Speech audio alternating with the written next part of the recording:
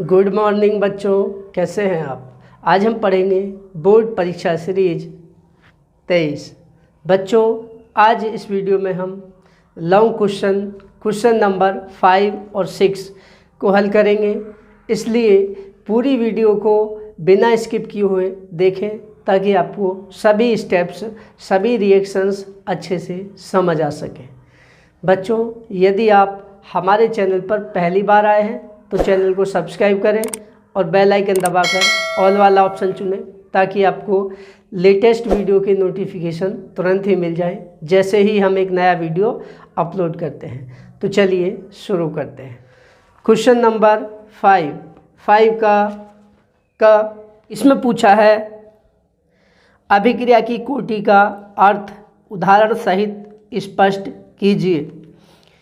आगे पूछा इसी में एक प्रथम कोटि की अभिक्रिया का अर्ध आयुकाल 60 मिनट है। कितने समय में अभिक्रिया 90% पूर्ण हो जाएगी। क्वेश्चन को बच्चों अच्छे से देख लीजिए। इसमें पूछा है अभिक्रिया की कोटि और एक अभिक्रिया का अर्ध आयुकाल 60 मिनट है, तो वह अभिक्रिया 90% कितने समय में पूर्ण होगी। चलिए अब इसे हल करते हैं। हेडिंग बना लेंगे अभिक्रिया की कोटि।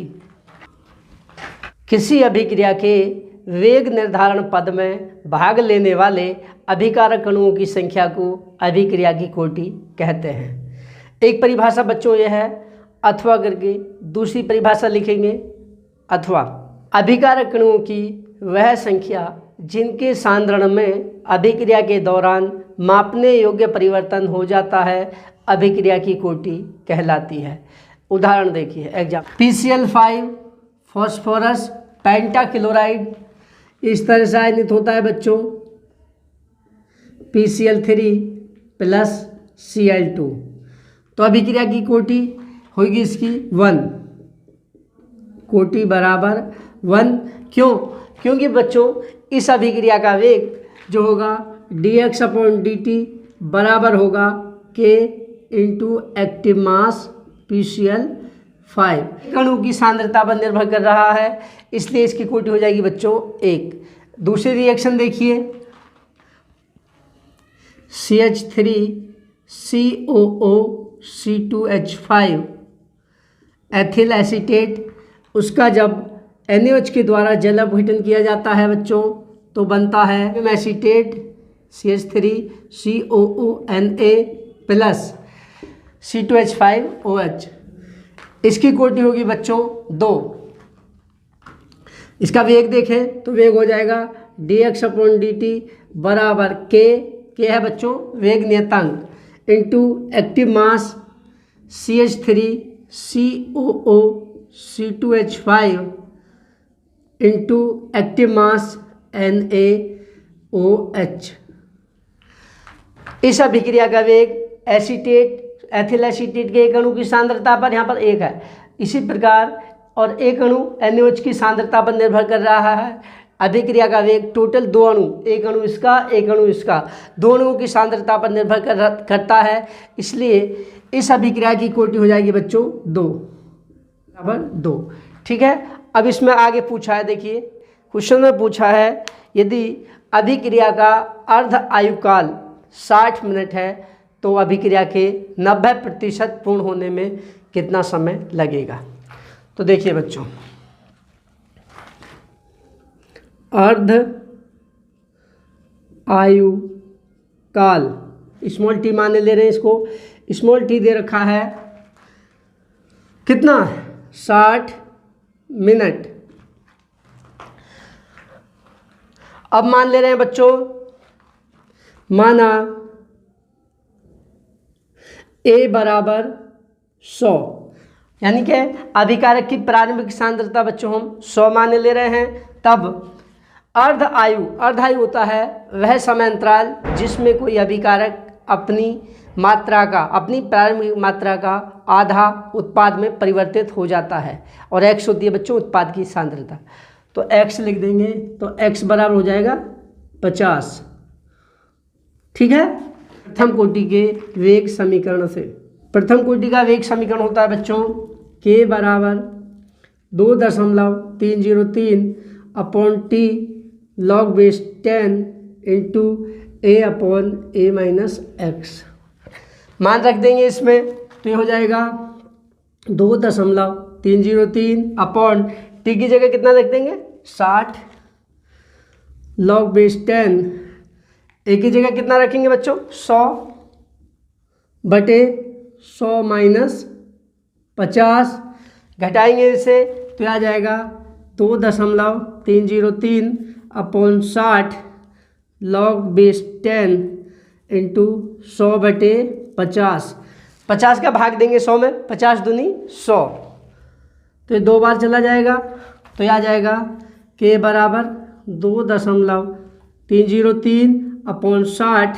इंटू log बेस 10 2, और log 2 का मान होता है बच्चों 0.3010, तो इसके आगे का के बराबर 303 अपॉन 60 गुणा 0.3010, इसको मान लेंगे इक्वेशन फर्स्ट, ब्रैकेट में आगे लिख देंगे चूंकि log 2 बराबर 0.3010। क्रिया के 90% पूर्ण होने पर माना लगा समय, अभिक्रिया के 90% पूर्ण होने पर मान लेंगे हम समय जो लगा है वो है समय बराबर टी डैश, कितना मान लेंगे फिर से 100, तो x कितना हो जाएगा 90% पूर्ण हो चुकी है, 100 में से 90 भाग उत्पाद बन चुका है, यानी कि x का मान हो जाएगा 90 प्रथम कोटि के वेग नियम से। तो ये हो जाएगा बच्चों के बराबर 2.303 upon T dash into log base 10 बटे a-x, तो मान रख देंगे, तो हो जाएगा 2.303 upon T dash into log base 10 100 बटे 100 माइनस 90, घटाएंगे 90 में से 100 में से 90, तो आ जाएगा 10, तो हो जाएगा 2.303 upon T dash into log base 10 100 बटे 10, 10 का भाग देंगे बच्चों 100 में, तो 10 बार जाएगा, और log 10 का मान होता है 1, तो ये हो जाएगा 2.303 upon T dash into log base 10 10, और log 10 का मान होता है बच्चों 1, क्योंकि 10 की घात 1 है। इसके आगे अब यहाँ पर करते हैं बच्चों, तो ये हो जाएगा के बराबर, क्योंकि ये के बराबर है, के बराबर 2.303 अपॉन टी डैश गुणा 1, क्योंकि log 10 का मान 1 होता है, 1 से के का मान रख देंगे, चूंकि के का मान बदलता नहीं है, वही रहता है। 2.303 बटे 60 गुणा 0.3010 बराबर 2.303 बटे टी डैश गुणा 1 का मतलब यही है। आगे लिख देंगे समीकरण 1 से, देखिए इससे ये कट जाएगा, तो क्रॉस मल्टीप्लाई करेंगे, टी डैश को इधर ले आएंगे, तो लिख सकते हैं या टी डैश बराबर 60 ऊपर चला जाएगा ये, और ये बटे में आ जाएगा 0.3010। देखिए दशमलव हटाने के लिए 3 जीरो बढ़ा लेंगे, 60,000 हो जाएगा, 1 2 3 बटे 301, 301 का जब भाग देंगे तो आ जाएगा बच्चों समय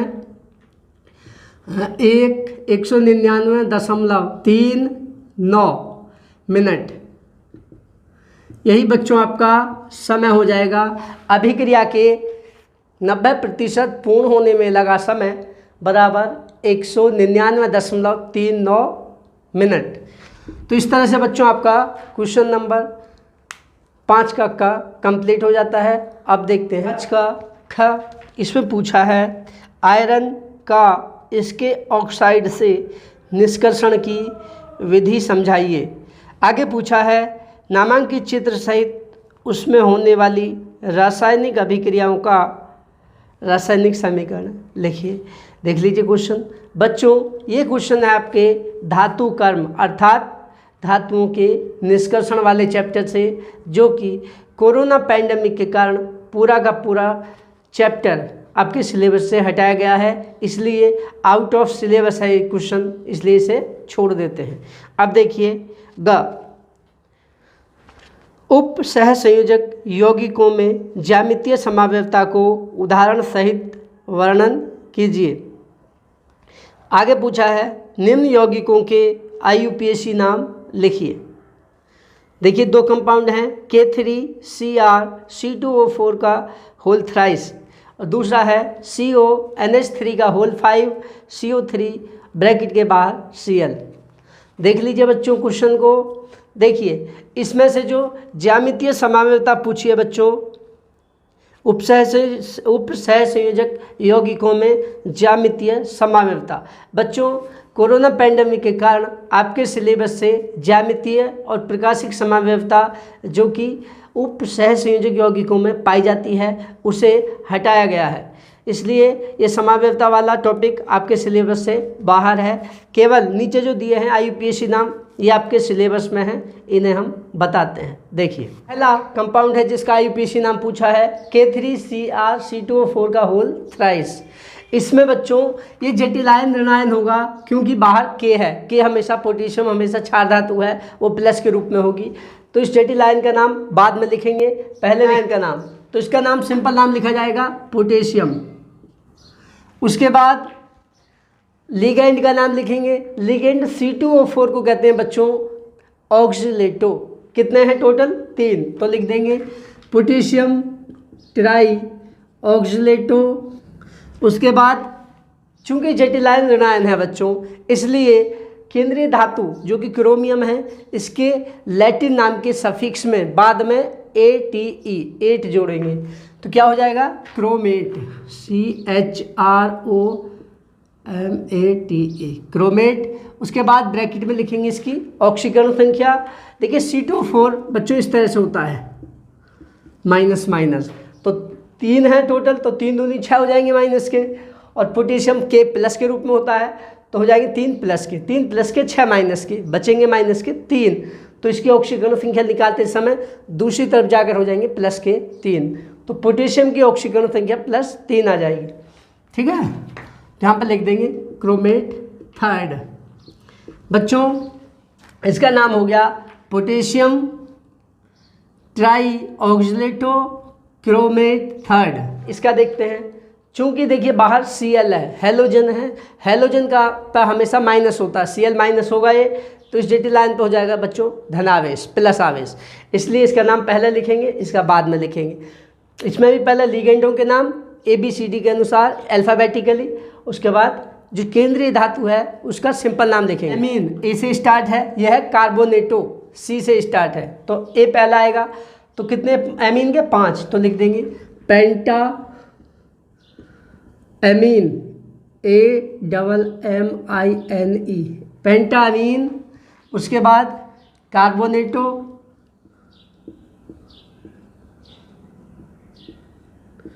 कार्बोनेटो। उसके बाद लिखेंगे कोबाल्ट, ब्रैकेट में इसकी ऑक्सीकरण संख्या देखेंगे बच्चों, NH3 पर कोई आवेश नहीं होता, इसकी ऑक्सीकरण संख्या 0 है।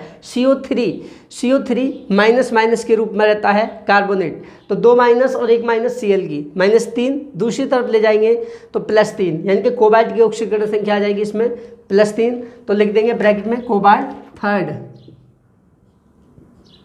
उसके बाद Cl है बाहर, तो इसे लिख देंगे सिंपल क्लोराइड। तो इसका IUPAC नाम हो गया बच्चों पेंटामीन कार्बोनेटो कोबाल्ट थर्ड क्लोराइड। अब देखते हैं 5 का घ। देखिए स्क्रीन पर, इसमें पूछा है प्रतिरोधी एवं प्रतिजैविक। प्रतिरोधी एंटीसेप्टिक और प्रतिजैविक एंटीबायोटिक्स पर संक्षिप्त टिप्पणी लिखिए, इनके मुख्य कार्य उदाहरण सहित लिखिए। उसके आगे पूछा है प्रोटीन के 2 कार्य लिखिए। बच्चों प्रतिरोधी और प्रतिजैविक ये आपका औषधि से संबंधित है, और औषधि वाला जो टॉपिक था वो था दैनिक जीवन में रसायन, जो कि कोरोना पैंडेमिक के कारण पूरा चैप्टर आपके सिलेबस से हटाया गया है। इसलिए ये औषधि वाला मेडिसिन्स वाला टॉपिक आपके सिलेबस में नहीं है, इसलिए इसे छोड़ देते हैं। प्रोटीन के 2 कार्य लिखिए, तो हेडिंग बना लेंगे प्रोटीन के कार्य। नंबर 1, शरीर की वृद्धि एवं टूट फूट की मरम्मत में प्रोटीन महत्वपूर्ण भूमिका निभाती है। नंबर 2, कोशिका विभाजन एवं ऊतक वृद्धि के लिए प्रोटीन अत्यंत आवश्यक होती है। नंबर 3, एंजाइम और हार्मोन्स के रूप में शरीर की जैव रासायनिक क्रियाओं का नियंत्रण रखती है। 6 का देखिए स्क्रीन पर, इसमें पूछा है डाईएथिल ईथर के विरचन की 2 प्रमुख विधियां लिखिए। विरचन का मतलब निर्माण। आगे पूछा इसमें ल्यूकास परीक्षण क्या है, इसका प्रयोग किस प्रकार के यौगिकों को पहचानने में किया जाता है, उदाहरण सहित लिखिए। 5 नंबर का क्वेश्चन है बच्चों, लॉन्ग क्वेश्चन। इसमें क्या क्या पूछा है, एक तो पूछा है आपसे डाईएथिल ईथर बनाने की मुख्य विधियां, 2 मुख्य विधियां। इसके अलावा ल्यूकास परीक्षण क्या है, इसका प्रयोग किन यौगिकों के परीक्षण में किया जाता है। तो अब इसे हल करते हैं। हेडिंग बना लेंगे डाईएथिल ईथर बनाने की विधियां।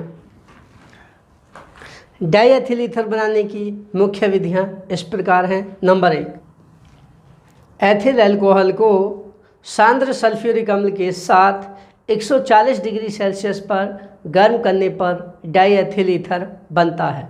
देखिए रिएक्शन, C2H5OH प्लस, एक अणु और ले लेंगे बच्चों इसी का, उसे उलट के रख देंगे, OH को पहले और C2H5 आगे, तो इसको लिख देंगे HOC2H5।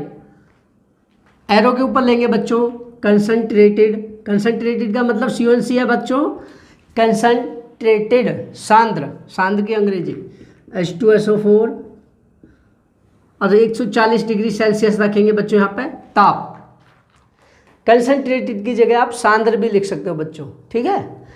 तो क्या होगा, यहाँ से H और यहाँ से देखिए OH इतना निकल जाएगा H2 के रूप में और बाकी जुड़ जाएगा, तो क्या बनेगा C2H5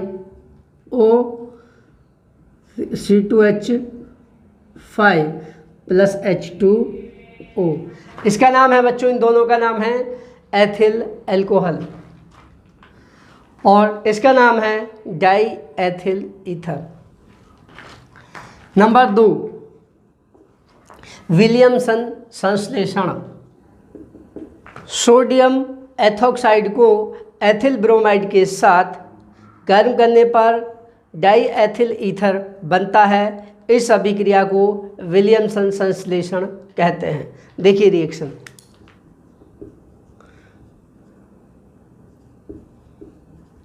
यह है सोडियम एथॉक्साइड प्लस Br(C2H5). बच्चों ये C2H5Br है, हमने Br को पहले लिख लिया है, ठीक है। C2H5Br एथिल ब्रोमाइड ही है। इसको करेंगे जब गर्म कर देंगे तो देखिए क्या निकलेगा बच्चों, यहाँ से NaBr निकल जाएगा और बाकी का एक जगह जुड़ जाएगा।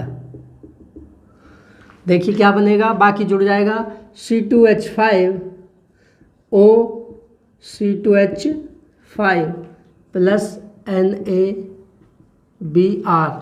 इसका नाम है सोडियम एथॉक्साइड, इसका नाम एथिल ब्रोमाइड, इसका डाईएथिल ईथर। बनाने की विधियां बच्चों 2 ही पूछी हैं, इसमें आगे पूछा है बच्चों ल्यूकास परीक्षण। तो हेडिंग बना लेंगे ल्यूकास परीक्षण। सांद्र HCl हाइड्रोक्लोरिक अम्ल में निर्जल जिंक क्लोराइड ZnCl2 का विलयन ल्यूकास अभिकर्मक कहलाता है। ल्यूकास अभिकर्मक का प्रयोग अल्कोहलों के परीक्षण में किया जाता है, क्योंकि अल्कोहल ल्यूकास अभिकर्मक के साथ क्रिया करके एल्किल हैलाइड बनाते हैं। देखिए रिएक्शन, ROH ये अल्कोहल है, इसके साथ HCl, मुख्य पार्ट जो होता है बच्चों HCl होता है, जो कि निर्जल जिंक क्लोराइड की उपस्थिति में क्रिया करता है। Anhydrous ZnCl2। ANH का मतलब है बच्चों एनहाइड्रस। यदि आपको अजीब लगता है तो हिंदी में आप ऐसे निर्जल लिख सकते हैं, ठीक है, निर्जल ZnCl2। तो निर्जल जिंक क्लोराइड की उपस्थिति में जो HCl है उसका पार्ट वो रिएक्ट करता है और बना देता है RCl प्लस H2O।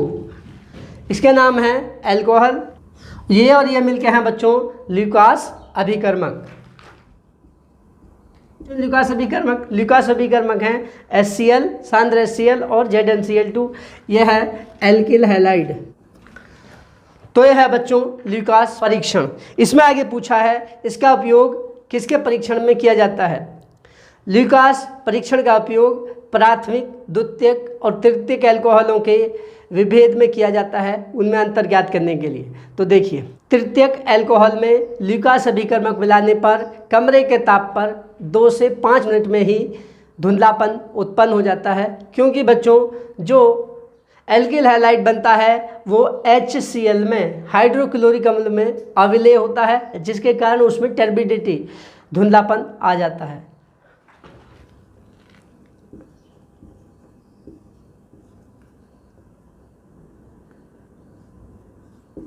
यह है 3rd डिग्री एल्कोहल। जब क्रिया करती है बच्चों एनहाइड्रस जिंक क्लोराइड की प्रेजेंस में तो रिएक्शन होती है RRR CCl plus H2O। Room temperature पर रिएक्शन होती है तो धुंधलापन आ जाता है। इसके बाद लिखेंगे द्वितीयक एल्कोहल ल्यूकास अभिकर्मक के साथ 5 से 10 मिनट बाद धुंधलापन उत्पन्न करते हैं। तो सेम वही रिएक्शन होगी बच्चों। उसमें क्या होगा RCHOH प्लस HCl, सेम वही एनहाइड्रस ZnCl2। तो ये बनता है RRCHCl प्लस H2O। इसका नाम है 2nd डिग्री एल्कोहल। इसके बाद लिखेंगे जबकि प्राथमिक एल्कोहल कमरे के ताप पर कोई धुंधलापन नहीं देते हैं, क्योंकि प्राथमिक एल्कोहल सामान्य ताप पर ल्यूकास अभिकर्मक के साथ कोई क्रिया नहीं करते हैं। RCH2OH यह है आपका 1st degree alcohol plus Lucas अभिकर्मक यानी कि HCl और ऊपर ZnCl2। नो रिएक्शन, कोई अभिक्रिया नहीं होगी बच्चों कमरे के ताप पर। जब गर्म करेंगे तब ये रिएक्शन हो देगा। तो क्या हो गया, ल्यूकास अभिकर्मक का उपयोग या ल्यूकास परीक्षण का उपयोग प्राथमिक, द्वितीयक और तृतीयक एल्कोहलों में अंतर विभेद करने के लिए किया जाता है। इसमें अथवा में और क्वेश्चन दिया है, देखिए इसमें पूछा है एथेनॉल बनाने की औद्योगिक विधि का वर्णन कीजिए तथा रासायनिक समीकरण भी लिखिए। आगे पूछा है एथेनॉल के 2 उपयोग लिखिए। उसके बाद आगे पूछा है बच्चों एथेनॉल से मैथेनॉल परिवर्तन का रासायनिक समीकरण लिखिए। बच्चों ध्यान से क्वेश्चन को देख लीजिए। इसमें पूछा है एथेनॉल अर्थात एथिल अल्कोहल बनाने की औद्योगिक विधि, उसके बाद उसके 2 उपयोग और एथिल अल्कोहल से मैथिल अल्कोहल में परिवर्तन। तो देख लीजिए, अब इसे हल करते हैं। एथेनॉल बनाने की औद्योगिक विधि। बड़े पैमाने पर एथिल अल्कोहल का निर्माण या एथेनॉल का निर्माण एथिलीन गैस को सांद्र सल्फ्यूरिक अम्ल में अवशोषित करा के उसका जल अपघटन कराकर किया जाता है। एथिलीन से एथिल अल्कोहल का निर्माण निम्नलिखित 2 पदों में होता है। नंबर 1, एथिलीन गैस सांद्र सल्फ्यूरिक अम्ल के साथ योग अभिक्रिया करके एथिल हाइड्रोजन सल्फेट बनाती है। रिएक्शन देखिए, CH2 double bond CH2 plus H2SO4। तो बच्चों ये बनाती है CH3 CH2 HSO4। इसका नाम एथिलीन और इसका नाम एथिल हाइड्रोजन सल्फेट। नंबर 2, इस एथिल हाइड्रोजन सल्फेट का जल अपघटन करने पर या जल के साथ क्रिया कराने पर एथिल अल्कोहल और सल्फ्यूरिक अम्ल बनते हैं। देखिए रिएक्शन।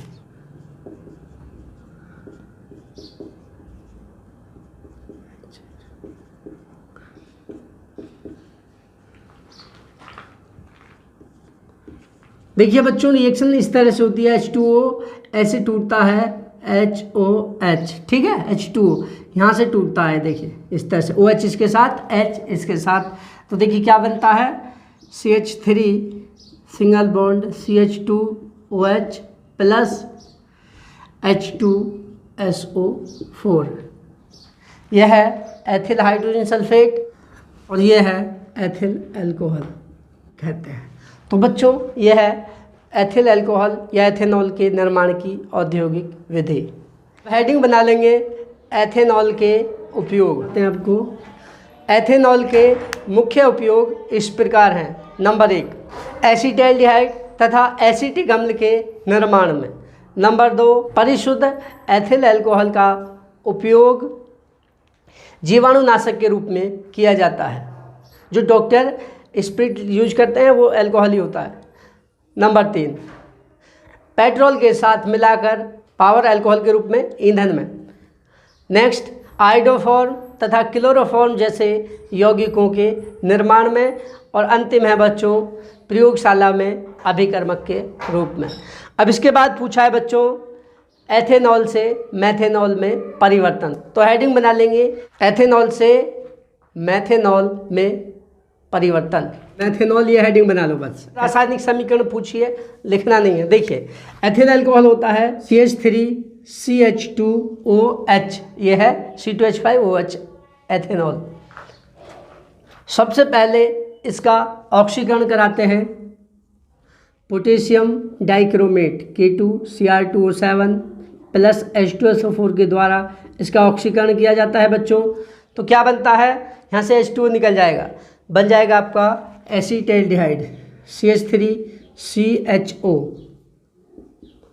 इसका आगे ऑक्सीकरण करेंगे तो बन जाएगा बच्चों एसीटैल्डिहाइड से एसिटिक अम्ल CH3COOH। एसिटिक अम्ल को बच्चों हम सांद्र सल्फ्यूरिक अम्ल की उपस्थिति में जब हाइड्रोजोइक अम्ल के साथ गर्म करते हैं तो बनता है मेथिल एमीन। और इस अभिक्रिया को क्या कहते हैं, सिमिट अभिक्रिया। तो क्या लिखेंगे यहाँ पर लिख देंगे N3H/H2SO4 और गर्म कर देंगे। जब गर्म करेंगे तो बच्चों इसमें से CO2 निकल जाएगी और बन जाएगा मेथिल एमीन CH3NH2। ये बन गया आपका मेथिल एमीन। मेथिल एमीन को जब नाइट्रस अम्ल के साथ गर्म करते हैं तो बनता है मेथिल अल्कोहल। देखिए गर्म कर देंगे HNO2 के साथ, ठीक है, तो निकलेगा इसमें से N2 + H2O, तो बन जाएगा आपका CH3OH। जो बाई प्रोडक्ट इसमें से निकलते जाते हैं उनको दिखाने की आवश्यकता नहीं है बच्चों, क्योंकि ये चेन रिएक्शन होती है लंबी। तो इसमें जो बाई प्रोडक्ट बनते हैं, जो बीच में निकलते हैं छोटे छोटे अणु, उनको दिखाने की आवश्यकता नहीं है। यह है आपका एथेनॉल। एथेनॉल की हमने कराया है अम्लीय पोटेशियम डाइक्रोमेट के द्वारा ऑक्सीकरण, तो बना है, इसका नाम है एसीटैल्डिहाइड। एसीटैल्डिहाइड का फिर से ऑक्सीकरण किया तो बना है एसिटिक अम्ल। एसिटिक अम्ल का हाइड्रोजोइक अम्ल और सांद्र सल्फ्यूरिक अम्ल के साथ गर्म किया है सिमिट अभिक्रिया के द्वारा, तो बनी है आपकी मेथिल एमीन। और मेथिल एमीन को जब नाइट्रस अम्ल के साथ गर्म किया है तो बन गया आपका मेथेनॉल या मेथिल अल्कोहल। मेथिल अल्कोहल या यूपीएससी नाम है बच्चों मेथेनॉल। तो इस तरह से एथेनॉल से मेथेनॉल में परिवर्तन हो गया है। तो इसी के साथ बच्चों क्वेश्चन 6 के का अथवा वाला पार्ट भी कंप्लीट हो जाता है। अब देखते हैं ख। स्क्रीन पर है आपके क्वेश्चन। इसमें पूछा है क्या होता है जब, ब्रैकेट में लिखा है केवल रासायनिक समीकरण लिखिए। तो बच्चों इसमें थ्योरी कुछ नहीं लिखनी है, केवल रिएक्शन लिखनी है। इसमें 5 पार्ट हैं, देखिए। पहला है एसीटोन को सोडियम बाइसल्फाइड NaHSO3 के साथ अभिक्रिया कराते हैं। दूसरा है फॉर्मिक अम्ल को सांद्र H2SO4 के साथ गर्म करते हैं। तीसरा है एसिटिक अम्ल को अमोनिया के साथ गर्म करते हैं। चौथा है एसिटाल्डिहाइड को टोलन अभिकर्मक के साथ क्रिया कराते हैं। और पांचवा है बेंजामाइड को जल की उपस्थिति में गर्म करते हैं। तो बच्चों क्वेश्चन को अच्छे से देख लीजिए, अब इसे हल करते हैं। क्या होता है जब पहला पार्ट उनकी सोडियम बाइसल्फाइड के साथ क्रिया कराते हैं। देखिए एसीटोन होता है CH3CO। एसीटोन होता है बच्चों CH3CO CH3, हमने इसको इस तरह से लिख लिया है। एसीटोन की जब सोडियम बाइसल्फाइड के साथ क्रिया कराते हैं तो बच्चों बनता है एसीटोन सोडियम बाइसल्फाइड लवण। लिखना नहीं, केवल रिएक्शन देखिए। प्लस NaHSO3, इसके साथ जब क्रिया कराएंगे बच्चों तो ये बनेगा CH3C, एक तरफ जुड़ जाएगा OH और दूसरी तरफ जुड़ जाएगा बच्चों SO3Na। इसका नाम है एसीटोन, ये सोडियम बाइसल्फाइड, और ये है एसीटोन सोडियम बाइसल्फाइड लवण।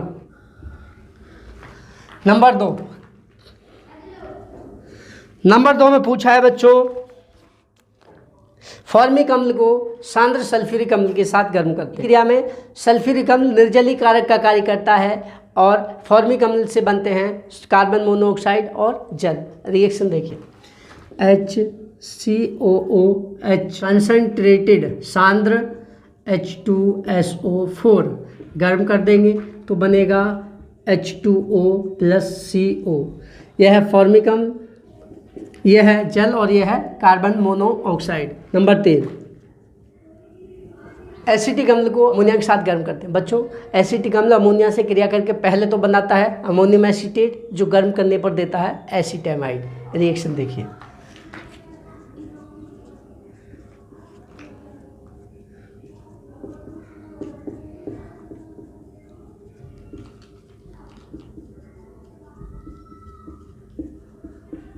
ये बनेगा NH4 CH3CO NH4 ammonium acetate. जब इसको गर्म करेंगे तो इसमें से जल का अणु निकल जाएगा और बनेगा CONH2 + H2O। एसीटामाइड बनता है बच्चों, इसका नाम है एसीटामाइड।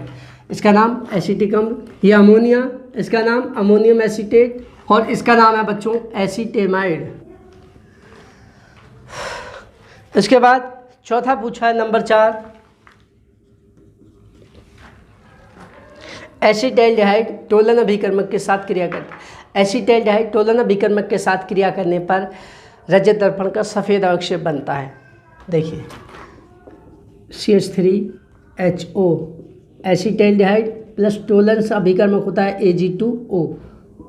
गर्म करेंगे या गर्म मत करिए ऐसे ही, तो देगा CH3COOH + 2Ag चांदी का अवक्षेप। यह है बच्चों एसिटाल्डिहाइड, यह है टोलन अभिकर्मक, यह है एसिटिक अम्ल और यह है बच्चों सफ़ेद अवक्षेप रजत दर्पण का। पांचवा पूछा नंबर 5 बेंजामाइड जल से क्रिया करता है, जल की उपस्थिति में गर्म किया जाता है। जब बेंजामाइड को जल के साथ गर्म किया जाता है तो बनता है बच्चों बेंजोइक अम्ल। देखिए रिएक्शन बेंजामाइड होता है C6H5CONH2। इसको जल के साथ जब गर्म करते हैं H2O इस तरह से बच्चों, यहाँ से कि ये जल कैसे होता है टूटता है, देखिए इस तरह से HOH, तो H तो बच्चों ये इसके साथ जुड़ जाता है इतने के और OH इसके साथ जुड़ जाता है, ठीक है। तो बनता है C6H5COOH + NH3। इसका नाम है बेंजामाइड और ये है बच्चों बेंजोइक अम्ल। इसी के साथ बच्चों ये कंप्लीट हो जाता है, लेकिन इसमें काम और दिया है। देखिए स्क्रीन पर, इसमें पूछा है कैसे प्राप्त करेंगे, ब्रैकेट में लिखा है केवल रासायनिक समीकरण दीजिए। 5 पार्ट हैं बच्चों इसमें भी। नंबर 1 है ब्यूटेनॉल 1 से ब्यूटेनोइक अम्ल, दूसरा है एसिटाल्डिहाइड से एसिटिक अम्ल, तीसरा है एसिटिक अम्ल से एथिल एसीटेट, चौथा है एसीटोन से तृतीयक ब्यूटिल अल्कोहल, और पांचवा है बच्चों 3 नाइट्रो ब्रोमो बेंजीन से मेटा नाइट्रो बेंजोइक अम्ल। क्वेश्चन को अच्छे से देख लीजिए। अब इसे हल करते हैं। नंबर 1, ब्यूटेनॉल से ब्यूटेनोइक अम्ल। देखिए बच्चों, इस तरह से इसकी रिएक्शन देनी है, खाली हम बताते जाएंगे साथ साथ क्या हो रहा है।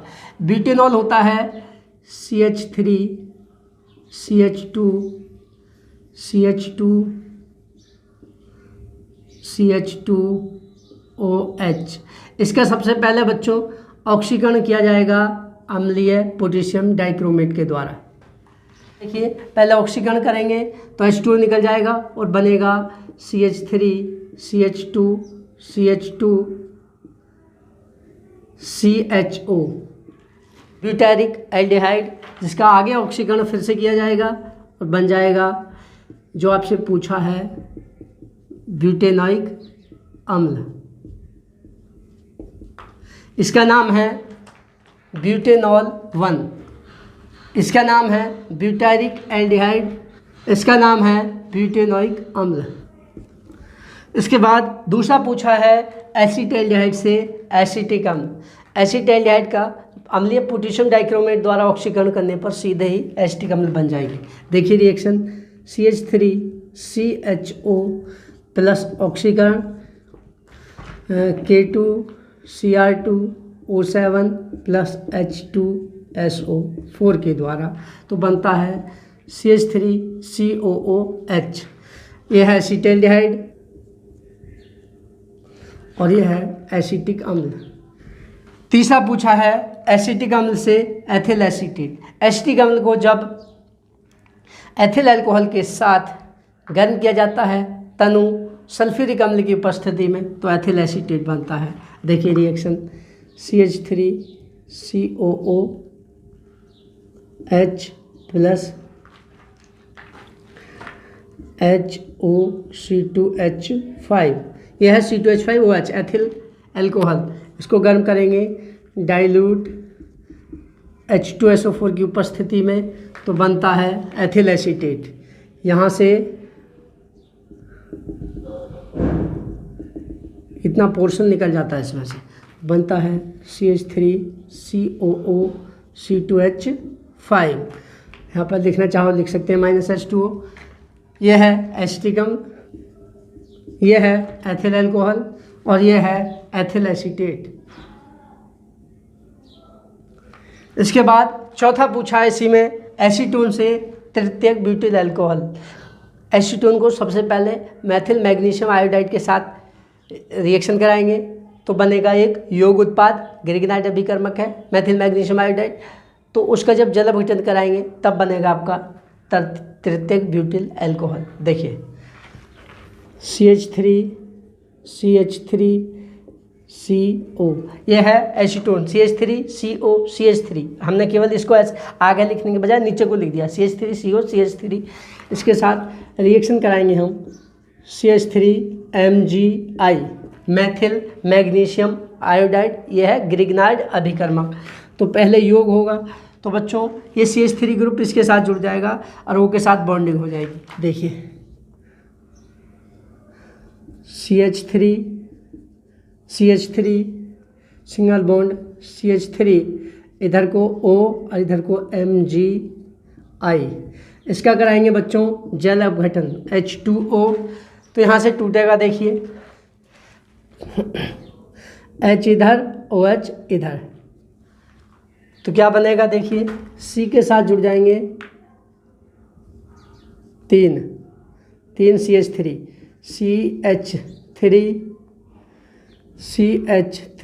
CH3 और इसके साथ आगे को OH प्लस Mg के साथ जुड़ गया एक OH ग्रुप और एक I ग्रुप। यह है एसीटोन, इसका नाम है ग्रिग्नाइड अभिकर्मक। ये योग उत्पाद बना है, इसका नाम है बच्चों तृतीयक ब्यूटिल अल्कोहल। शॉर्ट में लिख सकते हैं इसको T ब्यूटिल अल्कोहल। ऐसे आपका एसीटोन से टर्शियरी ब्यूटिल अल्कोहल बन गया। अब अंतिम पूछा 5वें में बच्चों 3 नाइट्रो ब्रोमोबेंजीन से मेटा नाइट्रो बेंजोइक अम्ल। देख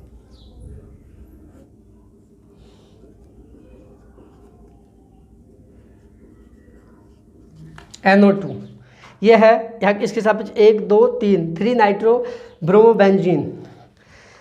तो क्या बनाएंगे, KCN लेंगे तो निकल जाएगा -KBr। इस CN की जगह Br की जगह CN जुड़ जाएगा तो बनेगा आपका इधर NO2। अब इसका कराएंगे बच्चों जल अपघटन H2O के साथ, तो क्या होगा, यहाँ से COOH जुड़ जाएगा और निकल जाएगी NH3 -NH3 निकल जाएगी और बन जाएगा आपका यहाँ पर COOH और यहाँ पर NO2। देखिए इसका नाम है 3 नाइट्रो ब्रोमोबेंजीन, ये बना है 3 नाइट्रो साइनोबेंजीन और उसके बाद बना है बच्चों अंत में इसके सापेक्ष ऑर्थो मेटा नाइट्रो बेंजोइक अम्ल। तो इस तरह से बच्चों 3 नाइट्रो या मेटा नाइट्रो ब्रोमोबेंजीन से मेटा नाइट्रो बेंजोइक अम्ल बन जाता है। इसी के साथ एक क्वेश्चन 6 कंप्लीट हो जाता है। आशा करता हूं बच्चों ये सभी क्वेश्चंस आपको अच्छे से समझ आए होंगे। यदि आपको समझ आ गए हैं तो लाइक करके अपना रेस्पॉन्स दें।